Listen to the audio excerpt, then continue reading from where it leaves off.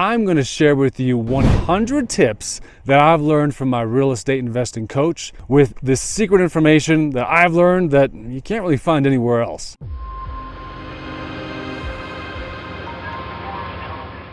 This is Mike Marino, and I help other airline pilots achieve that second source of income by helping them invest in real estate. Now, I don't know everything.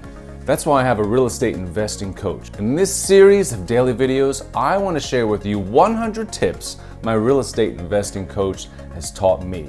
So let's get into today's 3 tips. All right, this one's kind of hard to wrap your head around, but using your own money is selfish. That's right. You have to always remember that real estate is a relationships game. So instead of using all my money on one duplex, of course I want to use the power of leverage so I can buy 10 duplexes instead. I can either go to a bank and make the rich bankers even richer. Not only that, have you ever calculated all the hidden fees associated with getting a bank mortgage? It's like having all your teeth pulled. But instead, what if I help my friend over here, Scott? He's got $500,000 in his IRA. I can use the $500,000 to buy this duplex. And I will pay him 5% interest. Well, Scott's super happy about that because now he's got a note and a mortgage, which means instead of him losing money on the stock market, if he loses money with me if I don't pay, he forecloses and gets the whole duplex.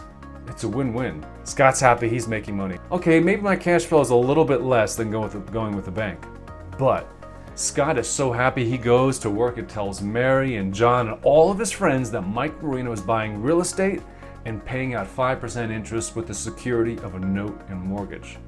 Remember, real estate is a relationships game. And if you help somebody, they'll spread the word, and then all of a sudden you'll have a bunch of people with money looking to lend to you.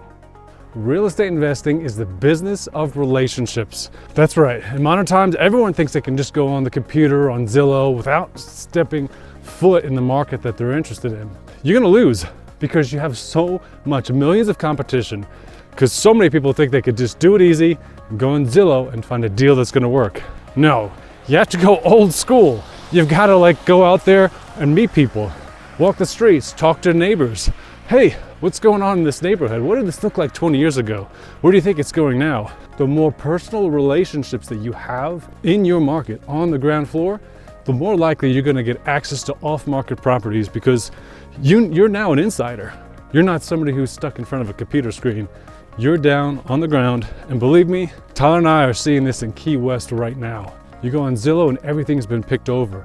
But once Tyler moved down there, and I go down there every weekend with him, we meet friends, we meet locals, all of a sudden now we've got access to the fund, to properties that are never listed.